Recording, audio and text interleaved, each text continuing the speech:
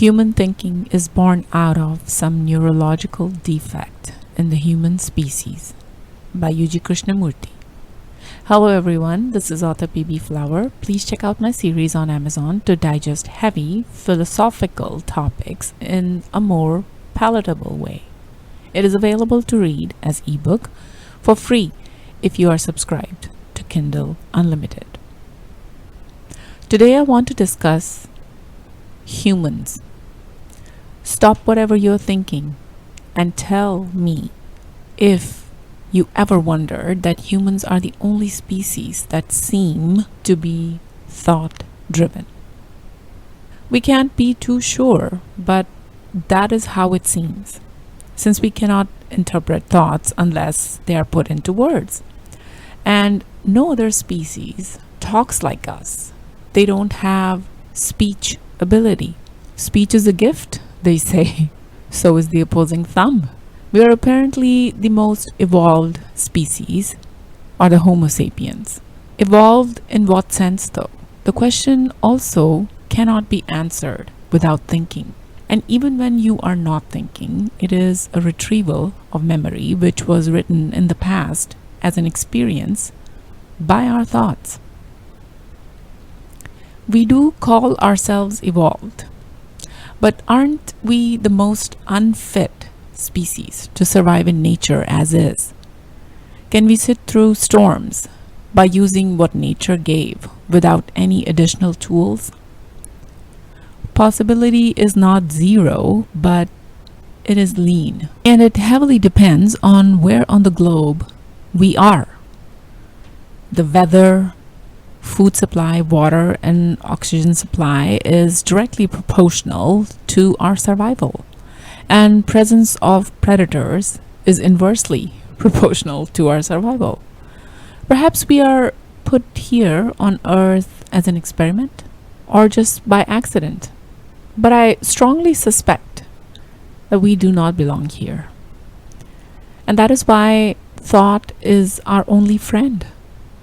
The one that has used our brain's processing power to give us tools that we need to survive on this otherwise hostile planet, hostile to us, the Homo sapiens. With the farming skill, humans have become the only species that hoard beyond their immediate needs. We farm based on projected need. We stock based on projected need. We preserve based on projected need. None of it is immediate. We do not have the present moment concept. It is either past or future. Ever since the technological advancements, humans are the only ones that have managed to breed uncontrollably, even when they most certainly cannot survive except for a few places on Earth.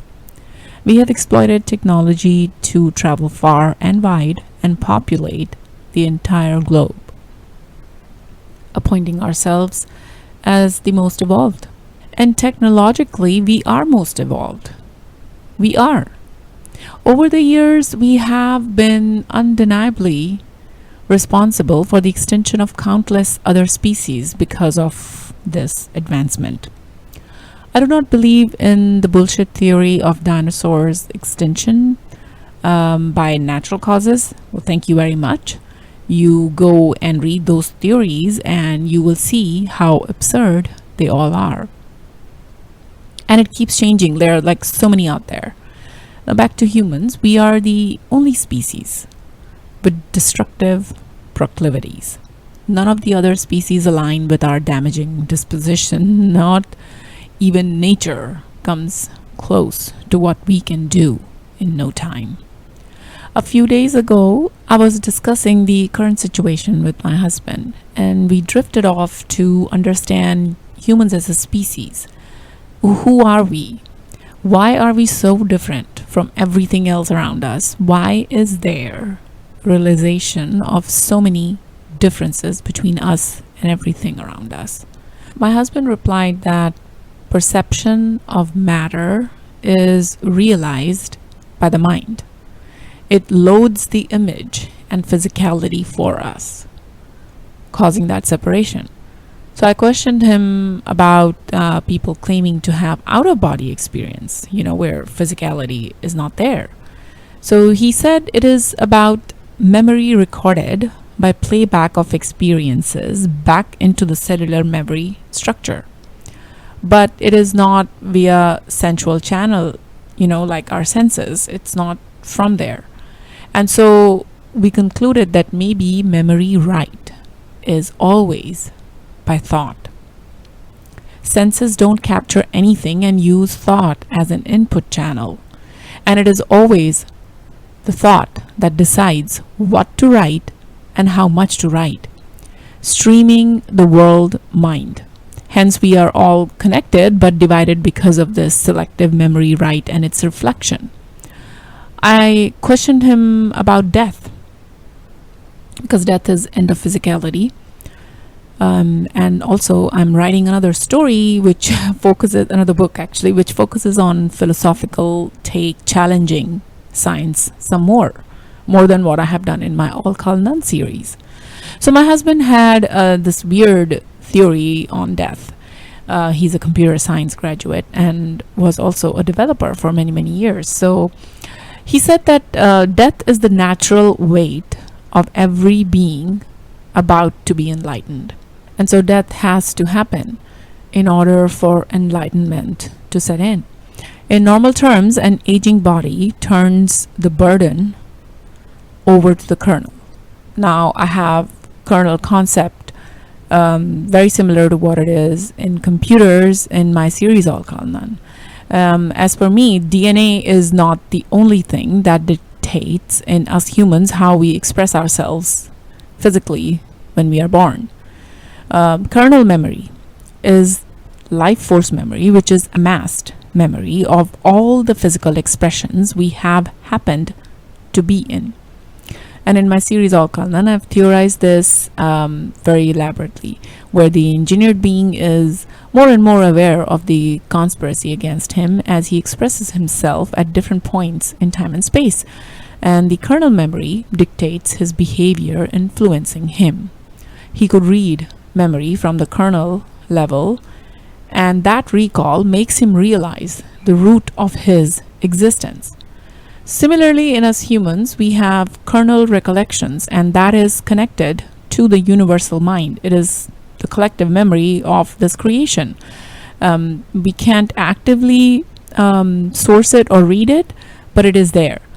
So an aging body turns the burden of decision to carry on or not to the kernel, or in turn to our life force, to the bare consciousness. Mind streaming finally stops when life force decides to leave the body. This mind stream is a huge software running inside the whole body, not just the brain, storing the limitless knowledge of everything at cellular level. As I have said before in my podcast, the brain processing power, or the overflow of data, is capable of killing the body unnaturally. Disease or aged death are all so-called natural death in some sense. But heavy, intensive processing of thoughts via the mind network overloads the body, stressing it out, putting a toll on the body's processor or brain. At the BIOS level, it prepares the body for death. What is BIOS level? Well, in simple terms, let's take an example of a computer. It is the BIOS is prior to when you turn the computer on. So BIOS, or basic input-output system, is firmware used to perform hardware initialization during the booting process and to provide runtime services for operating systems and programs. So what is firmware? Well, it is the read-only memory, a permanent software that is programmed into the computer, which cannot be changed. And similarly, we have that essence or a switch that is the life force, our BIOS firmware, which is read-only. It is permanent and cannot be influenced by anything that we do from the thoughts or the mind network. So it's pure consciousness which still governs the mortal body or has the ultimate say. And thought is the software, body is the hardware. And we need this thought to feel alive, to be alive, to separate ourselves from everything else. And that is why humans have thought infection, because it is the only thing that runs us, saves us, flourishes us at the same time. It is the only thing that makes us the most destructive species, even self-destructive, because humans perhaps are the only species that resort to suicide. Our thoughts induce that idea in us that we are no longer capable of surviving, despite the fact that our body is not coded for self-destruct, or that our body might be working just fine. It fights, the body fights till the life force decides to leave it. So suicide is like rejection. It has nothing to do with the body, but everything to do with the expectations of how to express thoughts and ideas. Suicide is deletion of all ideas that make us who we are. When you no longer identify with any of the labels that give you an identity or meaning, that is when suicidal thoughts set in, telling the life force to quit the body as it can't host ideas. So the separation ceases to exist, and body therefore is of no use. Humans are the only species that can annihilate the planet with the flip of one switch. Nature's fury is unparalleled, but it is rebuilding in pieces, and nature always spares randomly the life that exists in it. So perhaps humans are better at the reset to keep the creation cyclical. We are the only species that is put here to destroy everything at an expedited rate because of our uniqueness.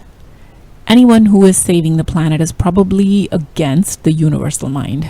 And it was the realization of this thought that humans will self-destruct themselves as a species that is perhaps forcing us to save the planet, which is, again, a selfish move to save ourselves, the Homo sapiens. I don't know. I mean, as my series All Call None explains, human species came about due to an epic event which basically opened the wormhole in time and space, and that is where human came from, another point in time to be on Earth. They are a cross between spiritually inadequate immortal discerns and ailing insatiable mortal demons. That's what my series says.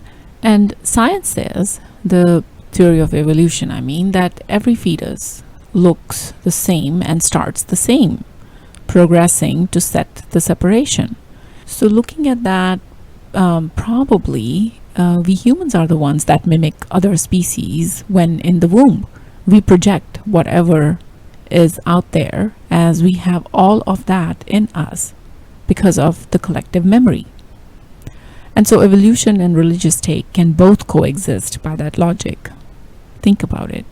I want to end by pointing out that humans want to enjoy things without existing as one. And there is nothing wrong or right about it. Well, thank you for listening. This is Author BB Flower signing off. Bye-bye.